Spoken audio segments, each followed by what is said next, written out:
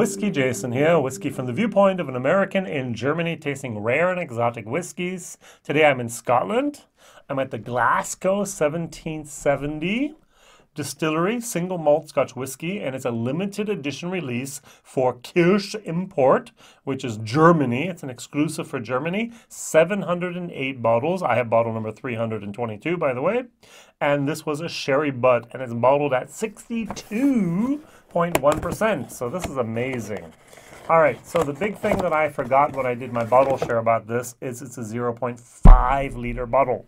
So I actually did the prices, and I actually took orders for a 0.7, 700 milliliters, and then I looked at the bottle and went, oh no, it's a 0.5. I forgot all about it. The Glasgow does 0.5.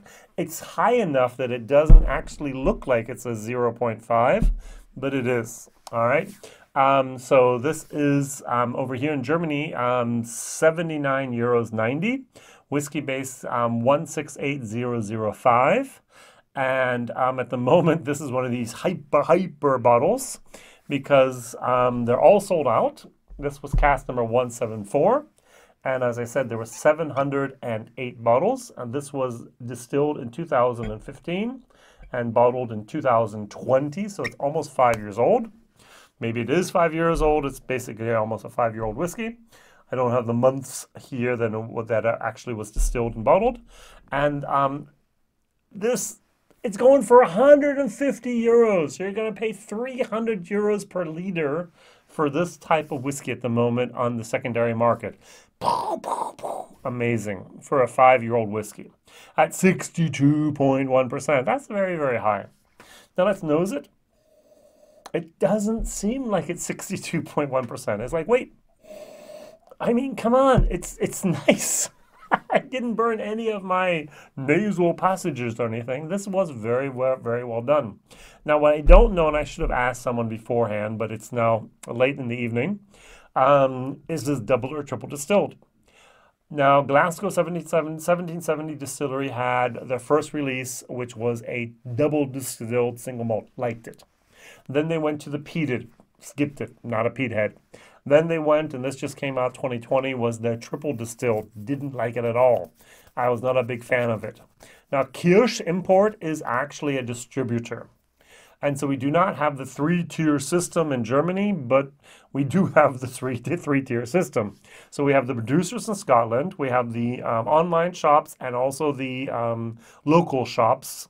The local your local dealer, your local shops, and in between we usually have someone who imports and someone who distributes, and that's what Kirsch whiskey is. They're an importer and the distributor of whiskey for Germany.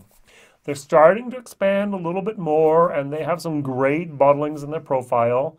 They have Dingle, and they have a lot of other good stuff there as well. And one of the things they do have is Glasgow. And so they actually went there and said, hey, could we have a single cask for Germany? I was like, well, I don't know. Could we have a single cask? We'll pay good money. Oh, I like money. All right, no problem. And so this is the original, this is the very first single cask that actually into the normal world that Glasgow has ever done. So this is kind of cool. All right, let's try it, 62.1%. Nosing, I get chocolate-covered raisins with leather notes and very freshly sawed wood. And it's more of a pine type of wood than a dark, rich European oak. So I'm going to bet, not much money, but a little bit of money, maybe a euro or so, that this sherry butt was made, it was a first fill sherry butt from American oak. So that's what it smells like to me. The back it says here, handcrafted in our copper pot stills. Oh, by the way, they have 2 spirit stills and 2 wash stills. All 4 of them come from Germany. Yay, Carl. And if we take a look at a nice little malt whiskey yearbook, you will not find them in the normal section. You actually have to go back to the back of the book, and that's where you can actually find the Glasgow distillery. They're not in the normal part. They're actually in the part now with the new distilleries. They haven't made it up there yet. So we have distilleries, for example, like Eden Mill and the Borders and Daft Mill and Brewdog and Art No and so on that are coming. So they have a production capacity of 500,000 liters, which is not bad. 2019 is the year they actually doubled their capacity from 250 to 200 to 500,000. And what I thought was really interesting is they have 14, that's amazing, washbacks with 5,400 liters each, and they do a minimum fermentation of 72 hours. All right, very, very good. So let's try it. 62.1%. Cheers.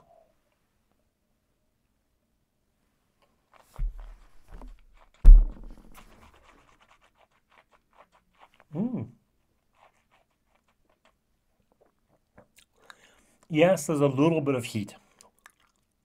But if you would have told me this is 55%, I would have went, okay. I would have went 52%. Okay. I've actually had 53% or 56% whiskeys that have been hotter than this. Very well done. And that's one reason why I'm kind of thinking, oh, I think it's triple distilled. Conspiracy theory. They're sold out in Germany, all 708 bottles, basically. As I said, secondary market, double the price. You're never going to see anything out of Germany. This is one of these things that just happens here, and we get to have that wonderful, wonderful thing.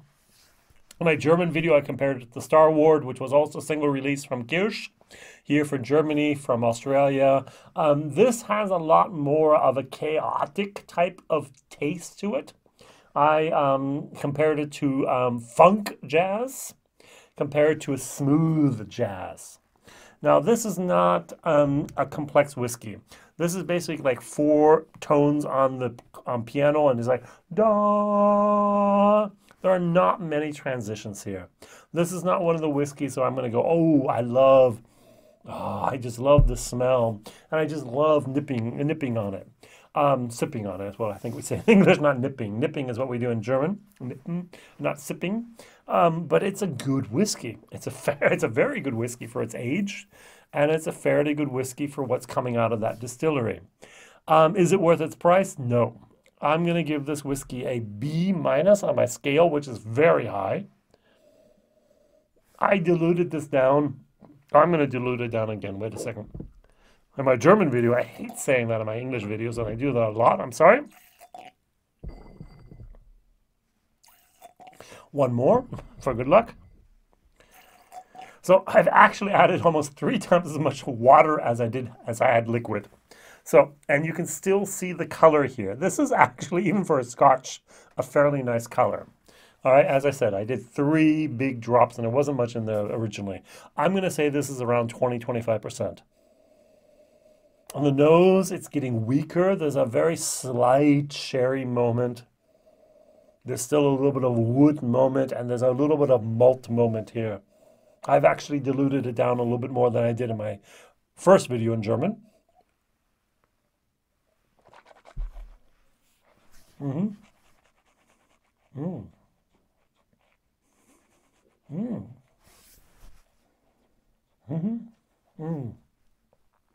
I love diluting whiskey down to 20% and just finding out what's actually behind the curtain.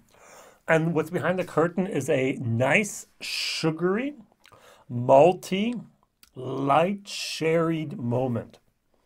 And the more water you put in, the sweeter this whiskey gets.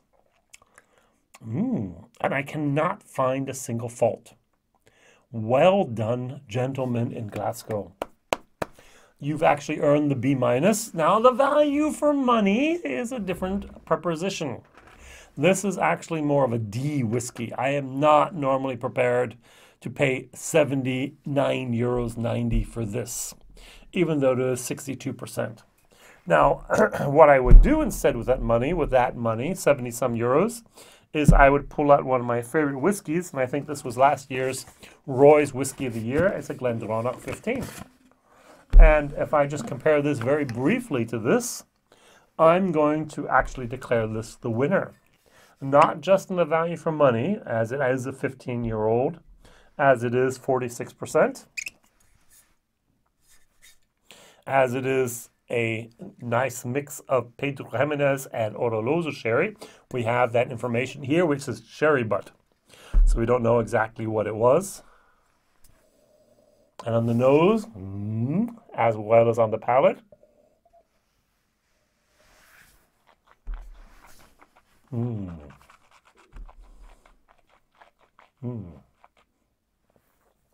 This is the whiskey I would spend an evening with, enjoying and just sipping and actually just having an evening with a glass.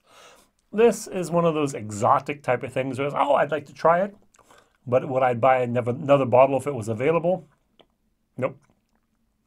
I would buy something from Glasgow 1770 again, yes. I can't wait to see actually their next expression after they've done the double distilled, the peated, and the triple distilled, what's coming next. And I think they're doing a very, very good job there. And I wish they had a visitor center, which they don't. They're basically just producing in a business park, and that's okay with me. WhiskyJason here, whiskey from the viewpoint of an American in Germany tasting rare and exotic whiskeys. The question of the day is, which of the young distilleries, and with that I mean less than 10 years of age, would you actually recommend? Now, we have, for example, Aaron. Aaron's now 25 years old. Amazing. That's the oldest of the youngsters here. This was founded in 2000 and... I forgot. Let's take a look real quick. This was founded in 2015. So this was actually one of the first barrels they actually filled. So it's 5 years old. So what would be one of your favorite distilleries younger than 10 years? I'm gonna call out one, Coswolds. I love their a lot of their different expressions, the Founder's Reserve, their Mayor's Choice, and so on. They have some very, very good stuff out there.